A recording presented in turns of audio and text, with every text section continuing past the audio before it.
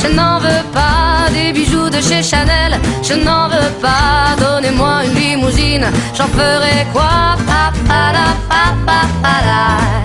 Offrez-moi du personnel. J'en ferai quoi? Un manoir à Neuchâtel, ce n'est pas pour moi. Offrez-moi la tour Eiffel. J'en ferai quoi?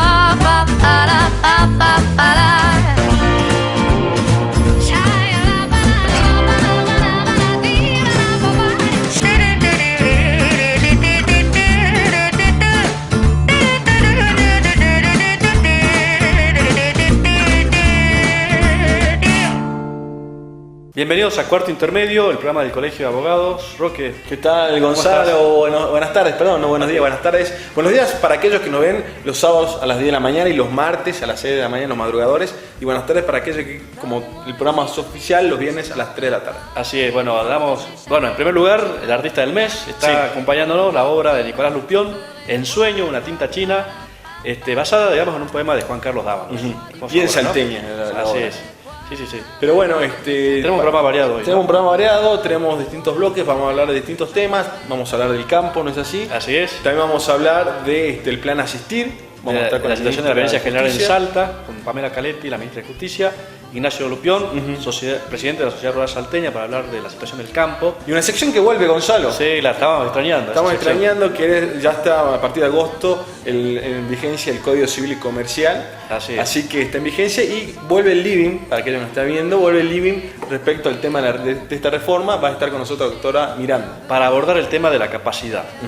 ¿Qué cambia en el nuevo Código Civil? Y otra sección que estaba olvidada por los debates que hemos tenido en programas pasados es el noticiero. Así que, si te parece, vamos al noticiero. Vamos al noticiero, una noticia cada uno y bueno, una invitación para todos los colegas. Después la vamos a hacer respecto a una aplicación tecnológica.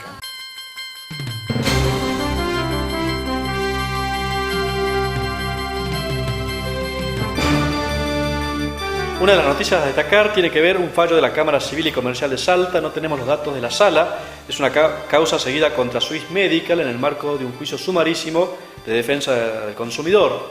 La Cámara de Apelaciones, la Sala Tercera en la Civil y Comercial de la provincia de Salta, condenó a la empresa de medicina prepaga Swiss Medical a reintegrar el costo de una cirugía y estableció también una indemnización por el daño moral en 10.000 pesos y por daño punitivo en 15.000 pesos por las demoras en las que incurrió la empresa en reintegrar los costos de cirugía a su afiliado, ¿verdad? Tardó 2 años en darle respuesta a su pedido de reintegro y la justicia tuvo en cuenta esas y otras circunstancias para no solo condenar al reintegro, sino también establecer una indemnización de daño moral y una multa o civil o daño punitivo.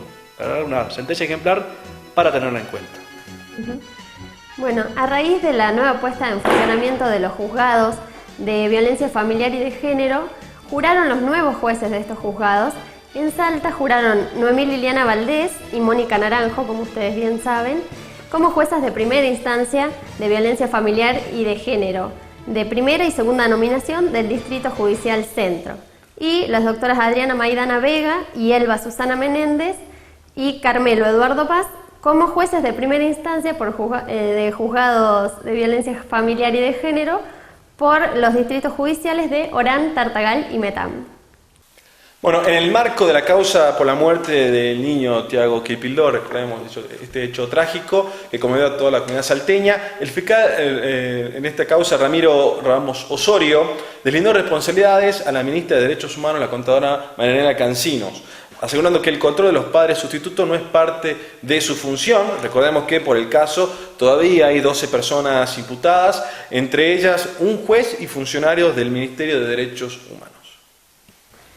Bueno, y por último les les recuerdo, chicos, como ya las deben tener descargadas, supongo. Si estamos acá con el celular, mostramos. No en este momento, pero sí. Hoy en día el Colegio de Abogados no se quiso quedar atrás a las actualizaciones. Hoy en día tener un celular y las aplicaciones están a la orden del día, así que ya pueden descargar la aplicación del Colegio de Abogados.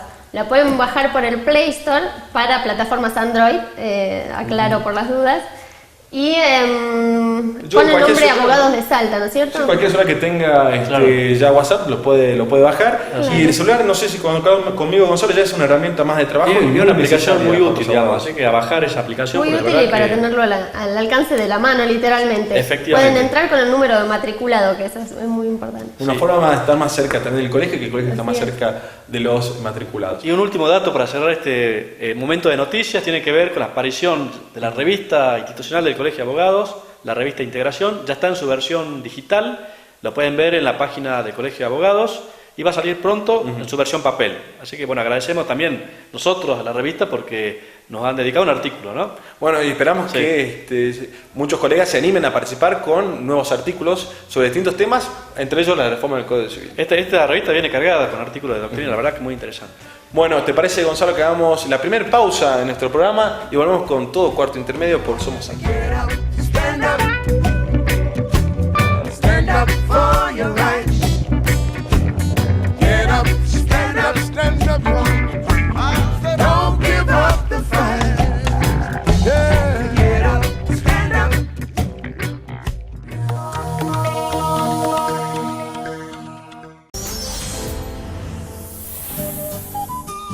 Ganadería, agricultura, industria, las novedades de un sector en constante movimiento.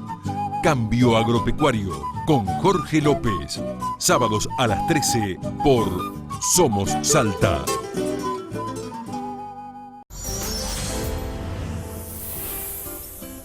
Los temas que le interesan a la comunidad, analizados bajo una mirada bien salteña. Sergio Oliver Calvet presenta Nuestra Salta. Sábados a las 15 por Somos Salta.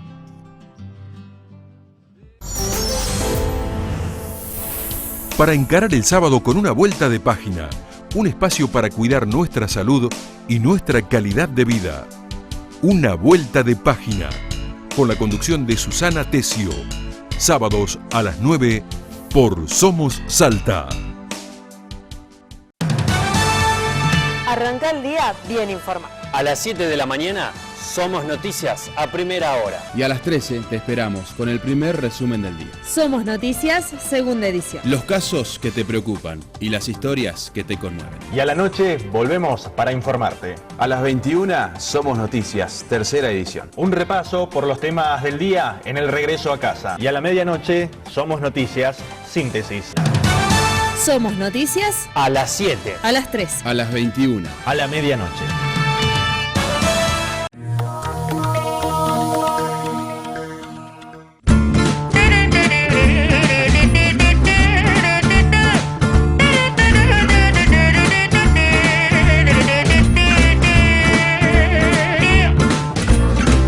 Donnez-moi une suite au Ritz, je n'en veux pas. Des bijoux de chez Chanel, je n'en veux pas. Donnez-moi une limousine, j'en ferai quoi? Segundo bloque de Cuarto Intermedio, bloque, bueno, damos la bienvenida a nuestra invitada, Sí. segunda invitada, una amiga de la casa, ¿no? Tal cual, que la doctora María José Miranda. Miranda, que acabamos de escuchar, y Sí. la doctora Pamela Caretti, ministra de Justicia de la provincia. Muchas gracias, doctora, por tu presencia acá en el programa. No, gracias a ustedes por invitarme. Bueno, la verdad que hay noticias, digamos, en materia de violencia familiar en Salta, y queríamos desarrollarlas y comentarlas con ustedes, digamos. Sí, exactamente. Bueno, la semana pasada el gobernador presentó una iniciativa a través de un DNU, Decreto de Necesidad y Urgencia, que básicamente se refiere a acceso a justicia y género, y acceso a justicia y víctimas y familiares de víctimas de delitos en general, ¿no? Sí. Lo que prevé este decreto es fijar expresamente la competencia de los defensores de género, de violencia familiar y de género, que ya habían sido creados por una ley que fue iniciativa también de nuestro gobernador. Y ahora este DNU lo que hace es ampliar la competencia y fijar que la función del defensor de violencia intrafamiliar y de género es de garantizar los derechos de las víctimas. Y esto es importante destacarlo porque esto nunca existió en Salta. Sí. Históricamente siempre la defensa pública fue para el victimario o el imputado de un delito. Pero hoy por hoy lo que es el derecho procesal penal y el derecho penal cambia el eje, y hoy por hoy no nos centramos solo en la pena y en el imputado de un delito, sino también en la víctima, su familiar y sus derechos, ¿no? Sí. Y en esa lógica es que se previó este DNU. Y que haya un defensor específicamente para llevar, digamos, la querella de las víctimas, digamos. Y también, bueno, la invitación también se le acerca a los abogados, es así, de la matrícula. Exactamente, porque cuando justamente estamos previendo el proyecto de ley originario, que fue iniciativa del gobernador, tenía 5 defensores de género que iba en consonancia con los 5 juzgados de violencia intrafamiliar y de género que creamos, entonces era para que actúen en estos juzgados. Pero a través de la experiencia adquirida en el programa Asistencia Familiar de Víctimas que tenemos en el Ministerio de Justicia y programas de derechos humanos, veíamos que era necesario ampliar la competencia de los defensores y por esa razón en este DNU se prevé que puedan actuar en todos los fueros e instancias. Para eso también se crea la figura del secretario letrado que va a asistir al defensor porque estimamos que van a ser muchas las causas, entonces por eso ampliamos esta figura.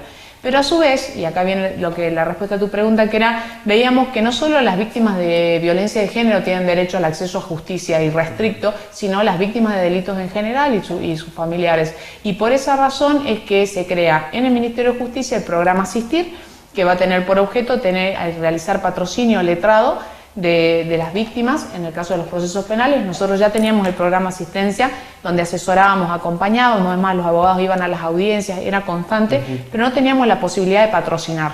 Este programa va a permitir el patrocinio desde abogados del Ministerio de Justicia y a su vez confirma con convenios con instituciones como el Colegio de Abogados y otras instituciones que se arme una nómina de abogados que quieran representar a estas víctimas y que sea pagado, ¿no?, a través del Ministerio de Justicia.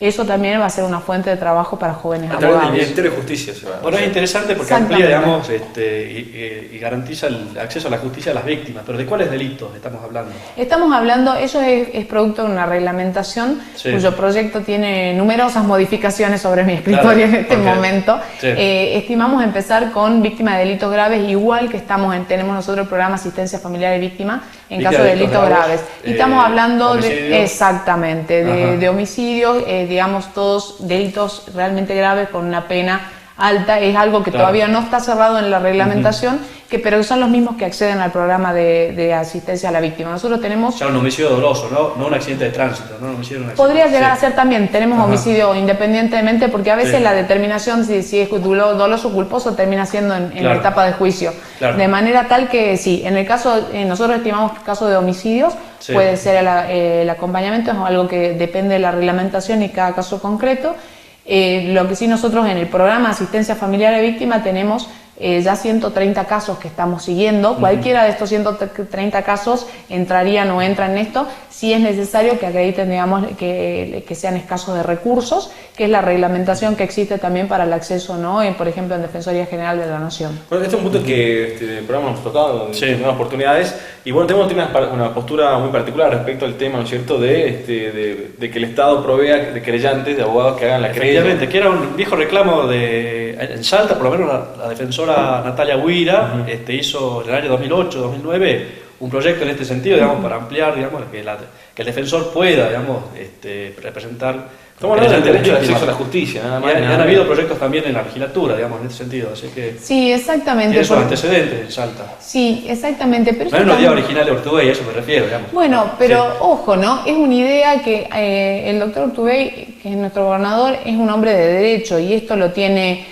muy en cuenta. Tengamos en cuenta, hay cambios que se van produciendo paulatinamente, yo lo marco constantemente. Nosotros estamos viendo un proceso de transformación de la justicia importante, un proceso de modernización importante. Hemos modificado el sistema procesal penal en el año 2012 al 100% en materia de mayores. Vamos a armar una comisión en justicia, donde incluso ya lo he conversado con el presidente del Colegio de Abogados y con otros sectores para trabajar el régimen procesal penal de menores. La ley de responsabilidad del Estado ya tiene un proyecto de decreto a la firma para crear una comisión. Es decir, son algunos temas que nos quedan pendientes. Transformamos el régimen procesal penal, en Nación todavía están discutiendo cómo hacen para implementarlo. Este nuevo régimen procesal penal que pasaba de inquisitivo a acusatorio prevé ya la figura del querellante.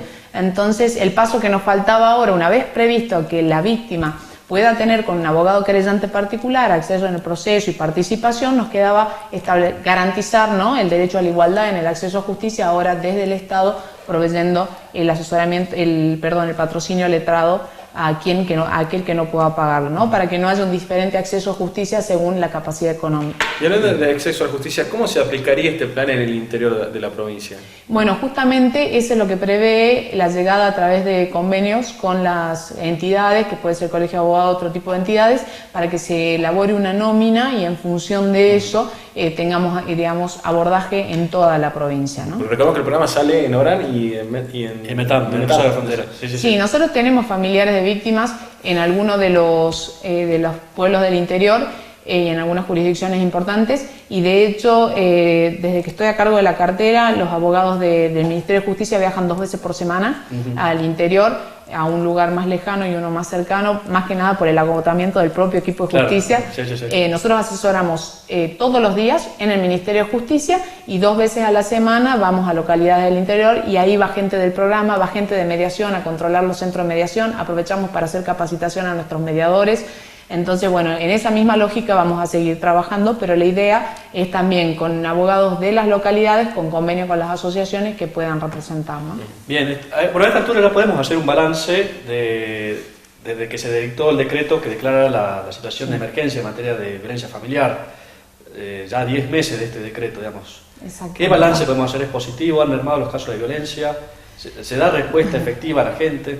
Sí, bueno, sin duda nosotros estamos trabajando a brazo partido, como yo digo, en materia de violencia de género. El tema de la violencia de género es un fenómeno mundial, esto es importante destacarlo, ¿no? Yo siempre digo México, España, tienen unos índices tremendos. Yo estuve hace poco en los Estados Unidos también, se están creando juzgados especializados en género en la misma tónica. Una cuestión realmente... Y es de que existe, exactamente, Argentina no escapa y Salta tampoco. Yo creo que algo que ha caracterizado a este gobierno es que nosotros ponemos los problemas sobre la mesa, es decir, fue el propio gobierno el que salió a declarar la emergencia social en materia de género, y empezamos a trabajar. Otros sectores políticos ya lo planteaban hace 4 o 5 años que antes habían que salga el planteos, decreto. Habían planteos generalizados. Sin duda había una serie de circunstancias que había que tener en cuenta. Nosotros veníamos trabajando fuertemente en esta materia. Yo creo que sí sirvió la emergencia para visibilizar el problema y en función de eso armar el plan de prevención, erradicación y sanción en materia de violencia. El viernes pasado juraron los 5 jueces de violencia familiar de género. Esto no solo implica una justicia... Son las medidas positivas que impactan realmente también en la calidad de servicio que prestan los juzgados de familia, que realmente están colapsados, ¿no? Exactamente. Las nuevas causas de violencia intrafamiliar de género van a ir a estos juzgados, con lo cual estimamos que eso va a mejorar la prestación del servicio a los juzgados de familia, que nosotros sabemos y que es una prioridad también, porque la familia es el núcleo, es la célula base de la sociedad, ¿no? Entonces también era uno de los objetivos. Se han creado las fiscalías de género, se creó una nueva fiscalía más, ya existían fiscalías de género. De hecho, yo tuve la oportunidad en un caso en la Comisión Interamericana de Derechos Humanos de exponer las transformaciones de justicia en Salta, y la comisión destacó el trabajo desde la gestión del doctor Urtubey, ¿no? En materia de justicia.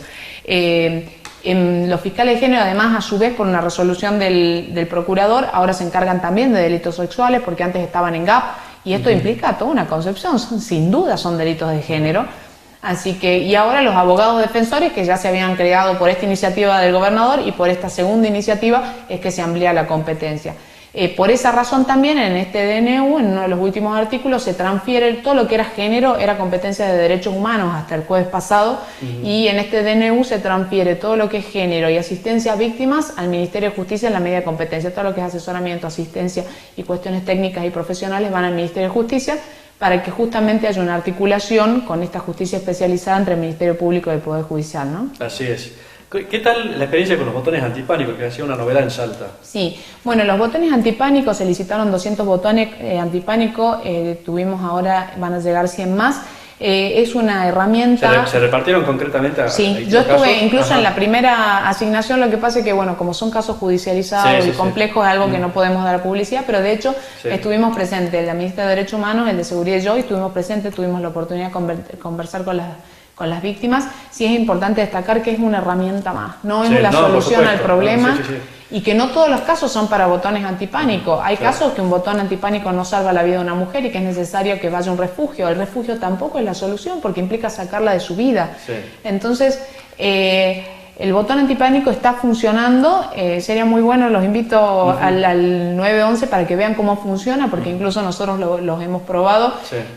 Son con asignación de fiscales y jueces para determinados casos, ya que según el análisis que se haga de un asistente social, un psicólogo y un análisis jurídico de la causa, se asigna o no el botón antipánico.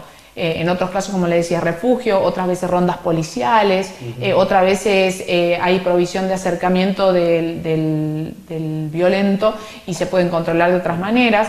Entonces, pero están funcionando, es una importante herramienta, de todos modos tiene que ser complementada, ¿no?, con otras cuestiones más. ¿Y qué sucede cuando el violento es la violenta, la mujer? Bueno, sin duda porque mucho se habla, mucho se avanza, pero también hemos tratado en este programa también esa problemática y bueno, como que muchas veces por ahí los políticos están mirando por otro lado porque la sociedad también busca tapar algunos problemas, ¿no es cierto? Y estas cuestiones yo creo, por ejemplo, cuando el varón es la víctima, muchos no se animan a denunciar, o muchas veces las denuncias no llegan a buen puerto. Yo en un par de casos fui testigo como abogado de que realmente no llegan a buen puerto, desgraciadamente. Bien. No llegan a puerto siquiera. Claro. Es muy buena tu pregunta que lo señales, porque eso es algo que yo siempre trato de remarcar. La lucha por la violencia de género no es una lucha de mujeres.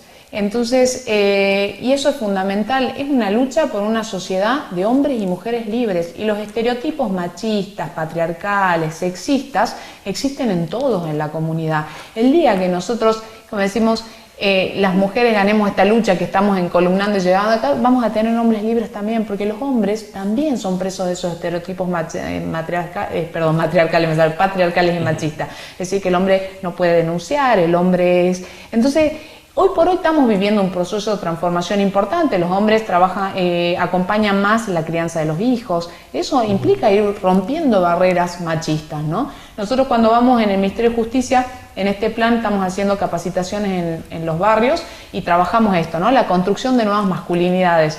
Que cuesta tanto esto que es construir nuevas masculinidades, eso es despojar no solo a mujeres sino también a hombres de estos estereotipos machistas. Y en esa lucha, digamos, la tarea tiene que ser coordinada, digamos, recién nombrabas al Ministerio de Derechos Humanos, pero el Ministerio de Educación también hacer su trabajo en materia de educación. La verdad que el trabajo que se está realizando a veces, cuando uno escucha críticas y uno dice el tiempo que uno le dedica a la función pública, yo por lo menos se lo saco a las personitas que más amo, que son mis hijos, claro. Y yo veo que trabajamos fuertemente, pero esto es un problema tan grande. Trabajamos con el Ministerio de Derechos Humanos, yo hablo desde mi cartera, ¿no? Con con educación, estamos trabajando en educación sexual, con las escuelas. Trabajamos con derechos humanos, por ejemplo, en la capacitación del programa Ellas Hacen, dentro del marco del programa Ellas Hacen, en todo lo que es reconocimiento de los derechos, empoderamiento de la mujer, recuperación de la autoestima. En mediación estamos trabajando con policía comunitaria en el marco del programa de asistencia familiares de víctimas, porque a veces la policía estaba acostumbrada a tratar con el delincuente, digamos, con el que tenía que apresar, con la banda que acompañaba a la persona que detenían, pero no sabía o no puede diferenciar cuando viene la mamá que ha perdido su hijo, la víctima de un delito sexual. Entonces estamos capacitando a la policía en eso, en la atención a la víctima, concretamente a la víctima de género.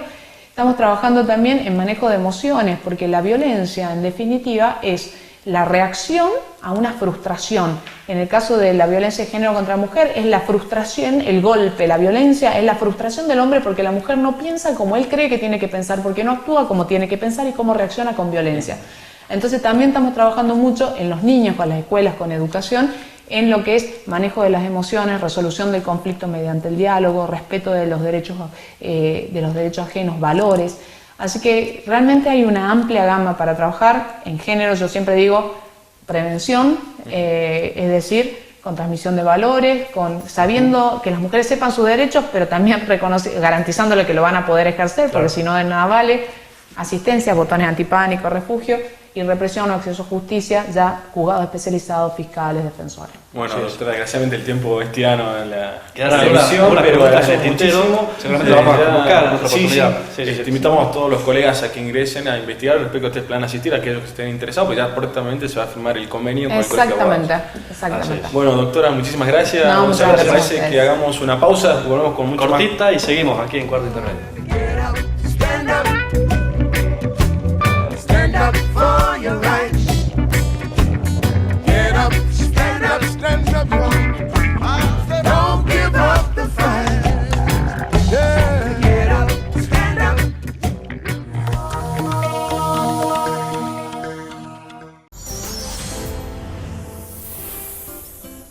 Los temas que le interesan a la comunidad, analizados bajo una mirada bien salteña. Sergio Oliver Calvet presenta Nuestra Salta. Sábados a las 15 por Somos Salta.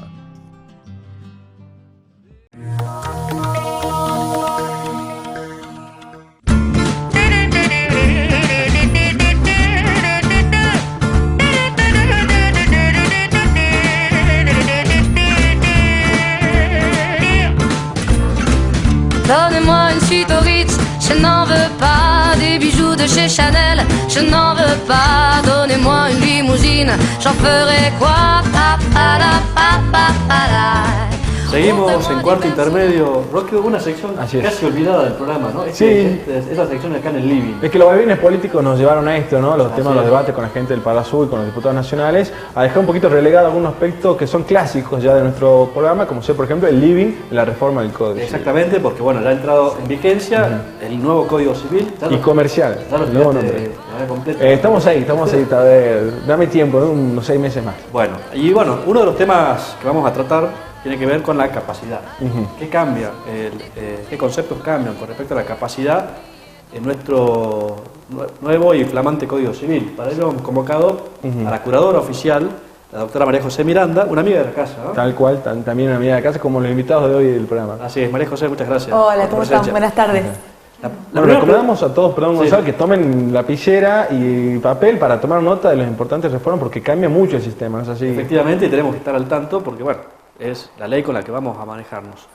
¿Qué cambia en materia de capacidad? Vamos a empezar por el principio. Bueno, primero, lo más importante es algo que ya estaba establecido en la Convención sobre los Derechos con Discapacidad. Sí.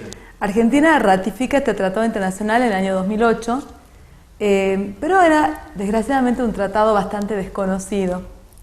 El año pasado, en el mes de noviembre, se dicta una ley, la ley 27.044, que le otorga jerarquía constitucional a este tratado. Es decir, que este tratado integra el bloque de constitucionalidad del artículo 75, inciso 22. En este tratado internacional ya se establecía claramente que la persona con padecimiento mental es un sujeto de derecho. Nuestro código viejo, nuestro código de Vélez, decía que las personas dementes, que es una palabra que tenemos que empezar a desterrar de nuestro vocabulario, pero yo por una cuestión didáctica, porque hay muchos colegas... Demente, insano, son vocablos que desterrados en este código. Totalmente, tenemos que empezar a armar una bolsita y empezar a poner todas esas cosas que vamos a empezar a dejar de lado. Decíamos que eran incapaces absolutos de hecho. Significaba que no podían ejercer por sí mismos ningún derecho. Hoy en día la mirada es totalmente diferente.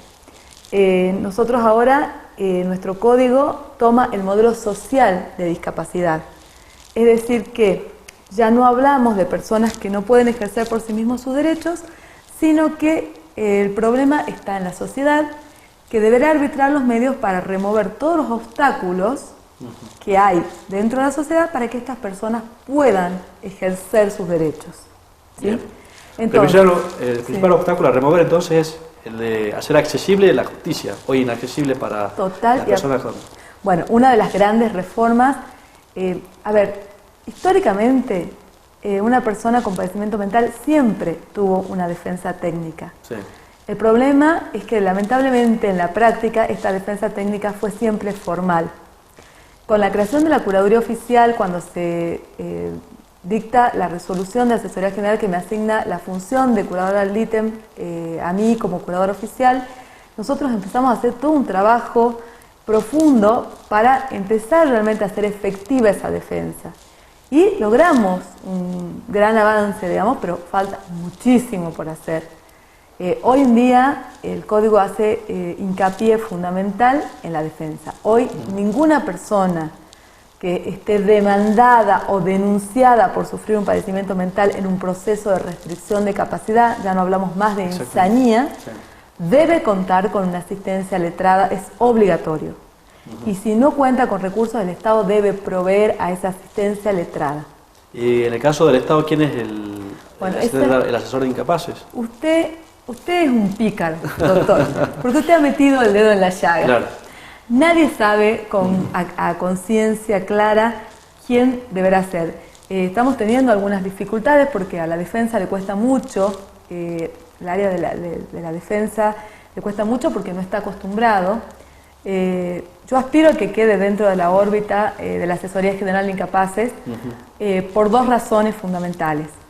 La primera es porque en Salta la Asesoría General de Incapaces es el área específica destinada a las personas con padecimiento mental, y en segundo lugar porque si nos abocamos a lo que es la Convención sobre las Personas con Discapacidad y las reglas de Brasilia, dicen que no solamente tiene que haber una asistencia letrada, sino que esta asistencia letrada debe ser especializada. Claro.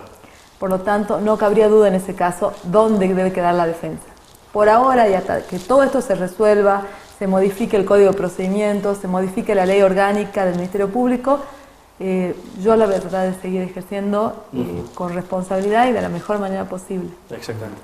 Bueno, aquellas personas que nos están viendo, que tengan algún familiar, alguna persona cercana, que esté con algún padecimiento, alguna enfermedad mental, ¿qué es lo que tienen que tomar en cuenta a partir de este momento del nuevo Código Civil? Aquellas personas que ya hayan sido declarados o no. Bien, lo que tenemos que tener en cuenta es todos los procesos que hayan terminado deben ser adecuados a este nuevo paradigma, ¿sí?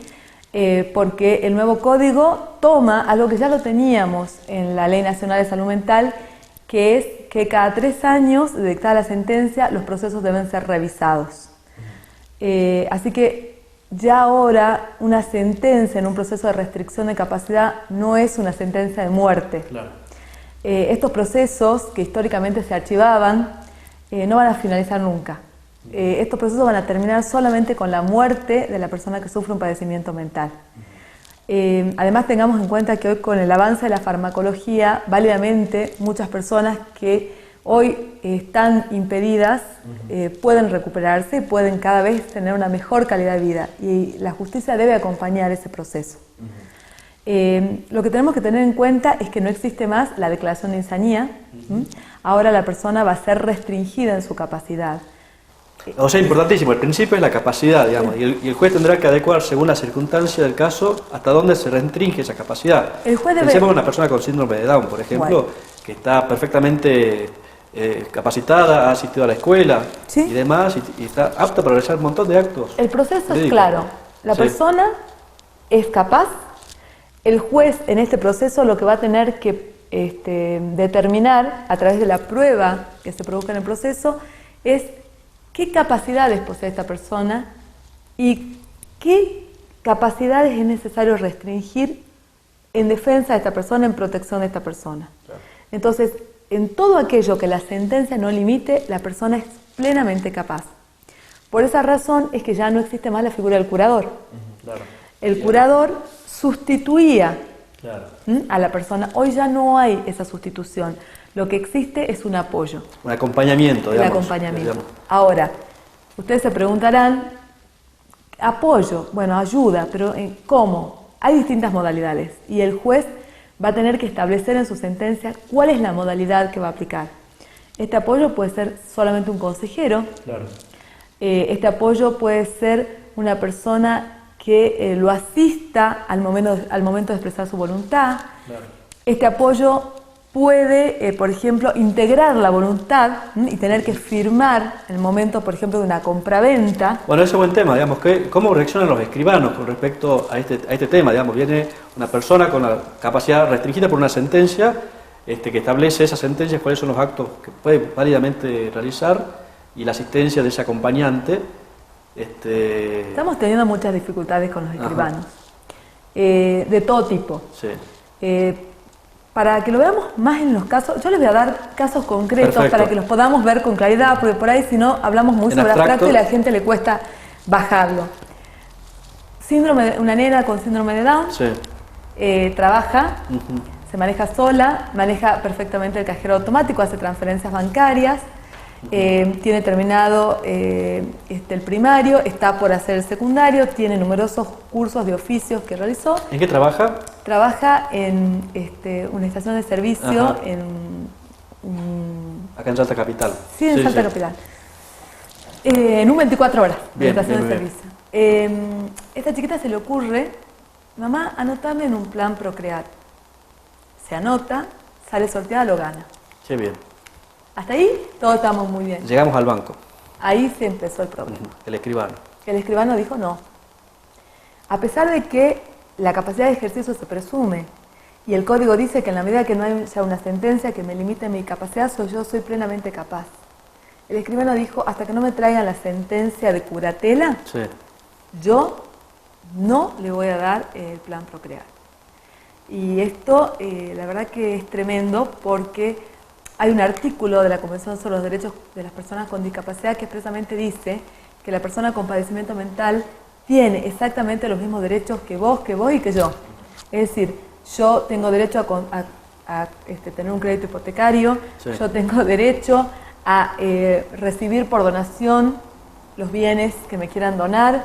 En materia patrimonial, el hecho que yo sea un enfermo mental no impide que yo pueda ser beneficiado. Entonces, fue todo un tema que la verdad que en ese sentido se trabajó un montón y bueno, vamos en buen camino, pero paralizar un beneficio Sí. a una persona por el solo hecho de tener un padecimiento mental es claramente discriminatorio. Sí, sí, sí. Y con el perjuicio de poder perder esta posibilidad, Claro.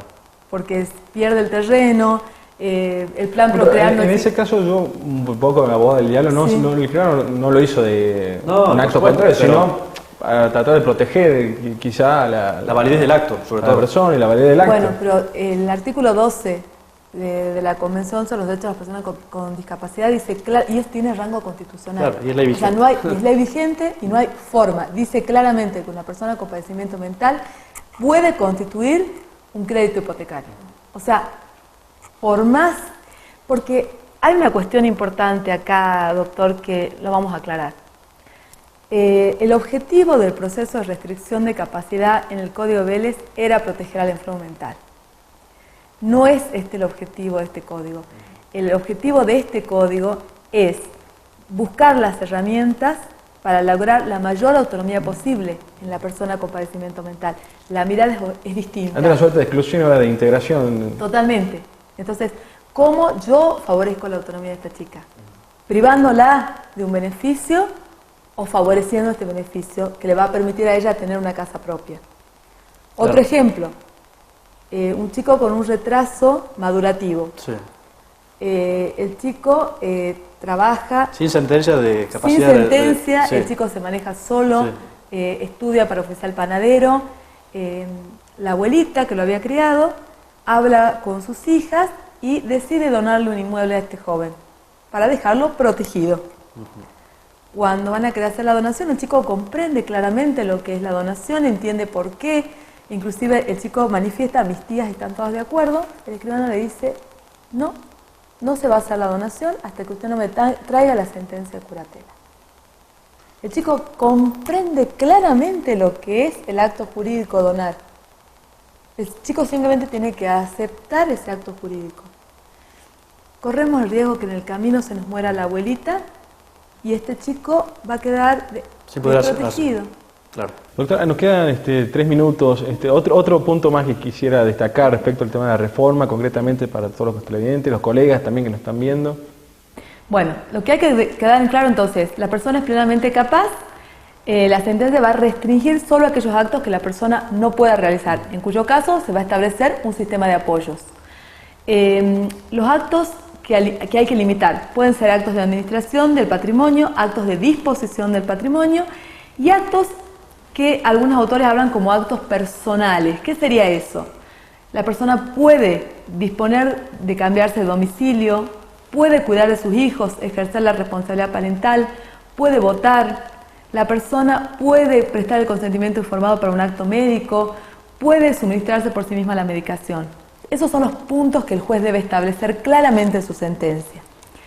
Y queda reducida la curatela a un caso excepcionalísimo, que va a ser el único caso donde va a haber una declaración de incapacidad.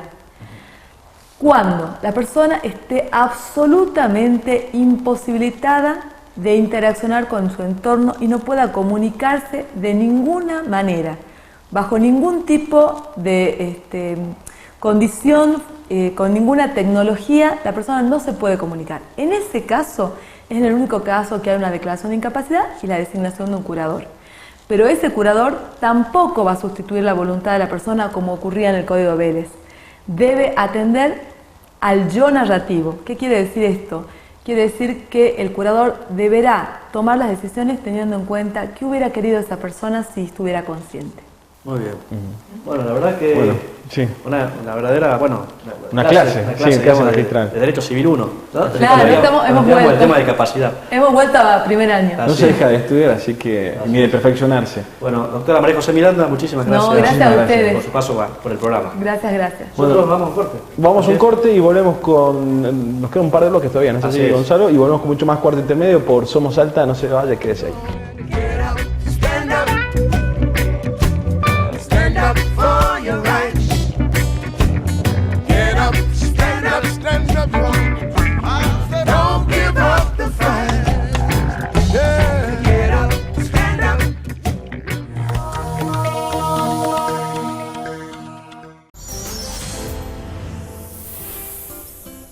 Los temas que le interesan a la comunidad, analizados bajo una mirada bien salteña. Sergio Oliver Calvet presenta Nuestra Salta, sábados a las 15 por Somos Salta.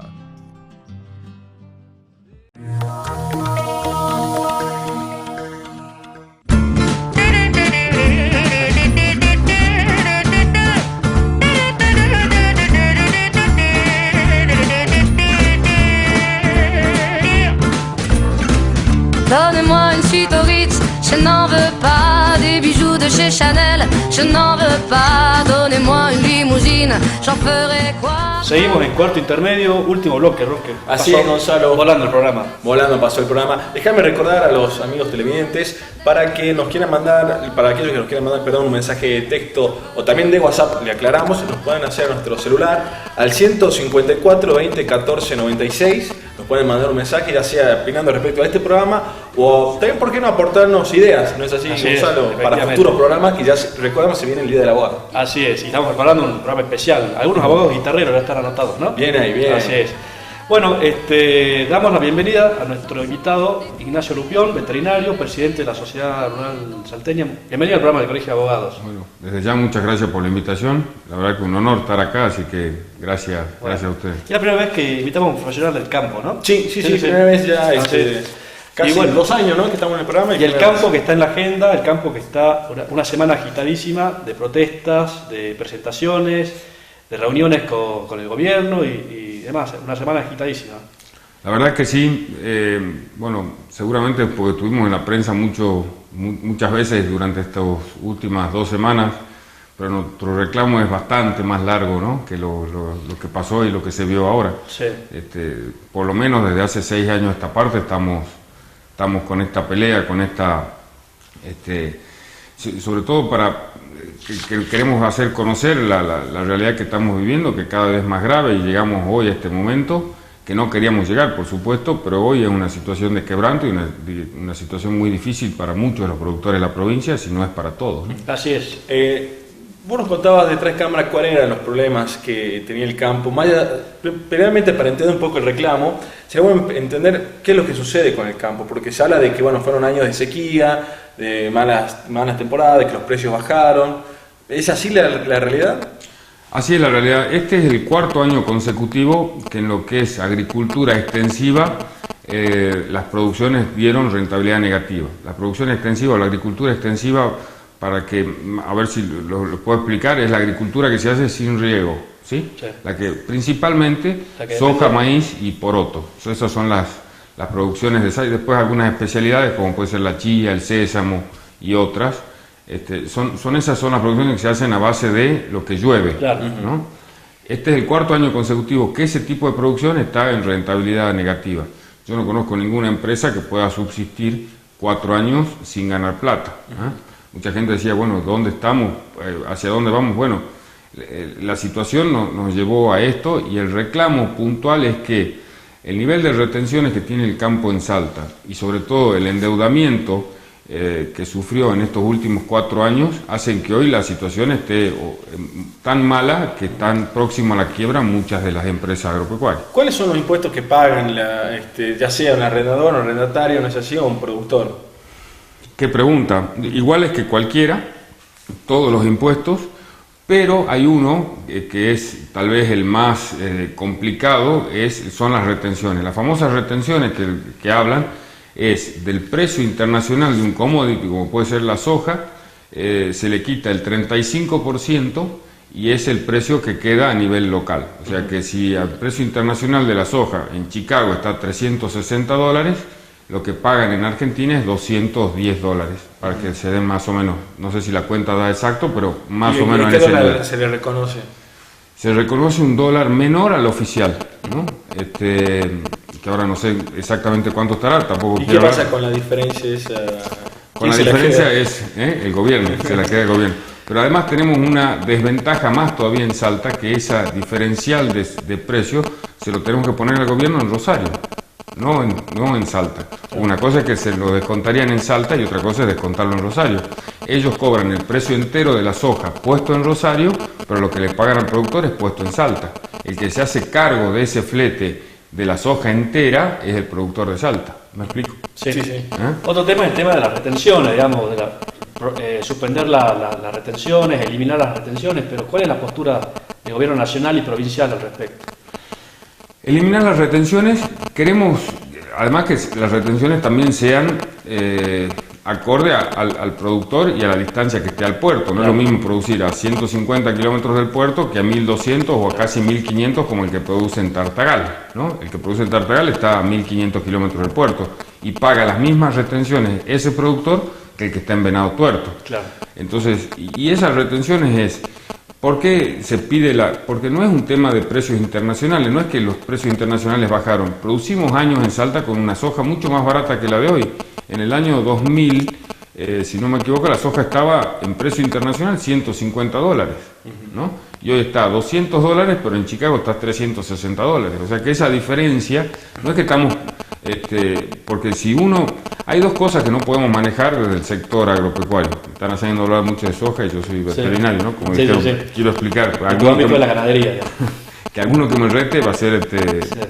Pero esa soja, que estaba en $150, podíamos producir, porque los costos eran diferentes, y sobre todo la diferencia entre el dólar, que tampoco quiero hablar con ese dólar, pero la diferencia de un dólar que es igual para los costos de producción y para el producto que se paga, si no hay ese diferencial, uno puede afrontar los costos. Pero hoy, con unos costos mucho más altos, un dólar menor con lo que liquidan la soja, la diferencia es importante.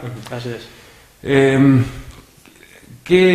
¿Por qué hablamos de eso? Porque está la situación del sector, que Salta está viviendo uno de los momentos más críticos. Yo hace más de 20 años que estoy en la zona de Anta y nunca vi que pase esto, sobre todo en un sector que era de mayor pujanza que había en la provincia. Si ustedes saben, escucharon hablar de las Lajitas. En las Lajitas creo que era un polo de desarrollo importantísimo que teníamos dentro de la provincia. Uno no puede creer que eso se pueda llegar a acabar en tan poco tiempo, ¿no? Y hoy la situación es muy difícil porque no se pueden sembrar, no hay condiciones de siembra para esta próxima campaña si las condiciones no cambian. ¿Y la provincia de Salta acompaña el campo? La provincia de Salta acompaña el campo. Lo que pasa es que ese también es un tema medio escabroso para tratar. ¿Por qué? Porque bueno, pero la provincia tiene un punto en que puede dar algunas ayudas, como son los impuestos provinciales, gestionar los impuestos nacionales para que el productor... para ayudar al productor. Pero los dos temas centrales, que es esa reestructuración de la deuda y la quita de las retenciones, son un tema nacional. Exactamente, necesitamos gestores a nivel nacional, que el gobernador, digamos...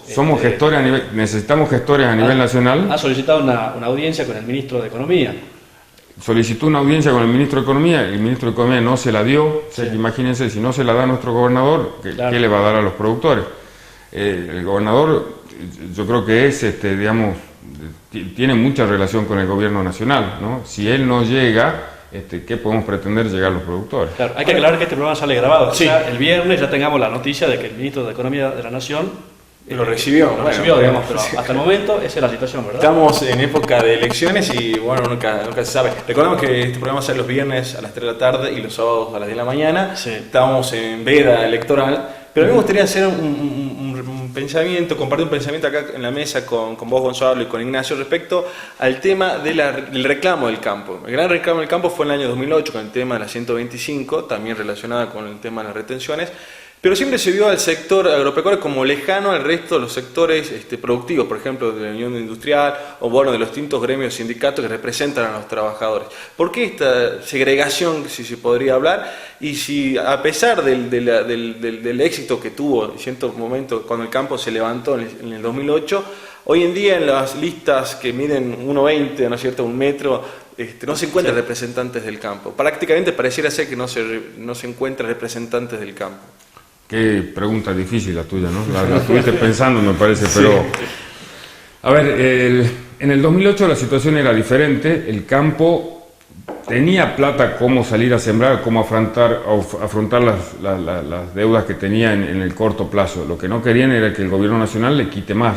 El tema de las 125 retenciones móviles era que a medida que va aumentando el precio, las retenciones van aumentando. Lo que se hizo con la 125 es que siempre el porcentaje de las retenciones sea el mismo, ¿no? En eso se ganó. Lo que pasa es que el campo, yo creo que es una tarea pendiente que tenemos, un mea culpa, es vendernos a la sociedad y explicar a la sociedad de lo que están. Ayer recibí un correíto que decía... Había un señor, un agricultor, un hombre grande, caminando y decía, usted alguna vez va a ir a un abogado, alguna vez va a ir a un médico, alguna vez va a ir a un dentista, pero 3 veces por día convive con un agricultor porque es la forma de comer, ¿no? Exactamente. Entonces, el campo somos todos, en definitiva, digamos, está mal el campo, está mal todo. Entonces creo que ese es un problema nuestro, que no nos supimos vender, no supimos llegar. Creo que tenemos que cambiar esa relación. Lo que pasó ayer, que ustedes tocaron al principio, lo que pasó en AFIP y en la Casa de Gobierno, la verdad que al que molestamos y al que tuvo que pasar por ahí, pido 1000 disculpas porque no queríamos llegar a esa situación, pero desgraciadamente hoy salimos en Nación, Clarín y en algunos de los diarios porque ayer estuvimos en ese problema. Entonces creo que la sociedad nos llevó a que si uno no hace eso, no los escuchan, ¿no? Así es. Y la verdad que ya nos estamos cansando un poco de estas reuniones, pues las tenemos hace más de 7 años y no hay respuestas. Y el poncho no aparece. El poncho no aparece. Pero aparece un decreto que declara el estado crítico del sector. Eso es un punto de partida. Decreto, yo creo que es un punto de partida, fue una de las cosas de los ejes que le pedimos al gobernador en las charlas que tuvimos con él. Esto declara en estado crítico al sector agropecuario, nos va a ayudar a lo que es impuestos provinciales o impuestos nacionales. Pero este es un decreto que va a hacer un parche más en toda la situación. Si no hay cuestiones de fondo, como les decía, yo creo que la situación va a seguir igual o bueno, no va a mejorar en el corto plazo, ¿no? Claro. Algunos números para pensar que nos compartía Ignacio detrás de cámara respecto a la carne que comemos en Salta. Por ejemplo, estamos cerca del fin de semana, se van a comer seguramente algunos un asadito, y la carne que va a conseguir, ya sea en los supermercados, en las grandes carnicerías, ¿qué porcentaje es de Salta, ¿no es cierto? ¿Y qué porcentaje es carne de otras provincias, de Santa Fe, de Córdoba? Estimamos que la carne que se produce en Salta abastece el 30% del mercado doméstico, del mercado local. El 70% de la carne que se consume en Salta y en el NOA en particular, tomando Jujuy y Tucumán. Jujuy y Tucumán son mayores los porcentajes de carne que se importa, vienen de otras provincias, Santa Fe, Córdoba y demás. Pero, ahí hay un pero, el mercado salteño está abastecido. Ustedes casi nunca les faltó carne cuando fueron a una carnicería. Esa carne viene del sur. Entonces, yo creo que va a ser una tarea interesantísima con el próximo gobierno que venga, de terminar de desarrollar el polo productivo, el polo ganadero que tenemos en la provincia de Salta. Porque es importante que es una provincia que tiene potencial. Tiene todo el potencial para hacer. Tenemos una de las ganaderías más eficientes en lo que es con tecnología. Llegamos a tener una ganadería muy eficiente en Salta, pero bueno, nos faltan algunos, sobre todo previsibilidad, porque estos son inversiones a largo plazo, claro, que si no hay previsibilidad, claro, hay muy poca gente la que puede venir a... Y el sector tambero, podemos hablar tambero en la leche. Salta creo que se autoabastece un 20%, el 80% de la leche que consumimos y de todos los subproductos lácteos viene de afuera, ¿no?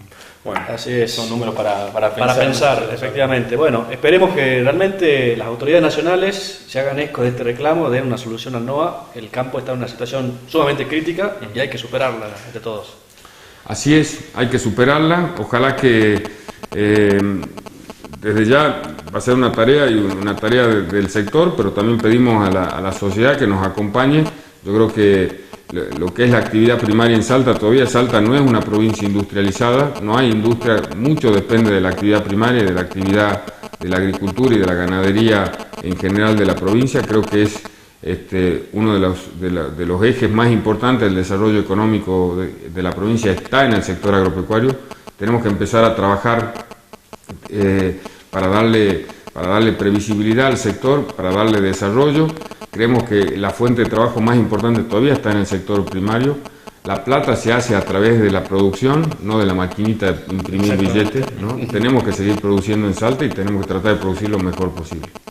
Bueno, perfecto. La verdad que muchas gracias, Ignacio. No, gracias. Sabemos que de lo apretada que es tu agenda, en estos días sobre todo, así que bueno, muy agradecido por tu visita y tu presencia acá en el programa del Colegio de Abogados. Muchas gracias a ustedes por la invitación. Bueno, y nosotros llegamos al final. Sí, se nos acaba el tiempo, pasó rapidísimo el programa, como dice Gonzalo. Déjame agradecer a los amigos de Vino Vilable, ¿sí? Exactamente, que nos atienden siempre con su excelente catering, sus exquisiteces, así que agradecemos muchísimo y recomendamos a todos los amigos a que entren al Facebook de Vino Vilable y vean las excelentes presentaciones que tienen. Así es, y también invitar a todos los colegiados a ingresar a la página del colegio, ya está disponible la revista digital, próximamente va a salir en papel, una revista realmente un lujo, sí. En la edición le dedican, gracias a la revista porque nos ha brindado un espacio para el programa, así que estamos muy agradecidos. Una nota que se ha publicado en esa revista, así que bueno, nosotros nos despedimos. Bueno, nos despedimos hasta la semana que viene. El domingo cuando vaya a votar, piense bien, le recomendamos, vote con el corazón y con la cabeza también.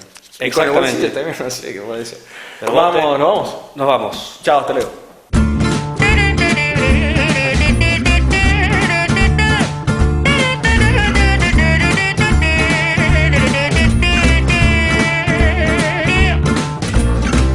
Donnez-moi une suite au Ritz, je n'en veux pas. Des bijoux de chez Chanel, je n'en veux pas. Donnez-moi une limousine, j'en ferai quoi? Offrez-moi du personnel, j'en ferai quoi? Un manoir à Neuchâtel, ce n'est pas pour moi. Offrez-moi la tour Eiffel, j'en ferai quoi?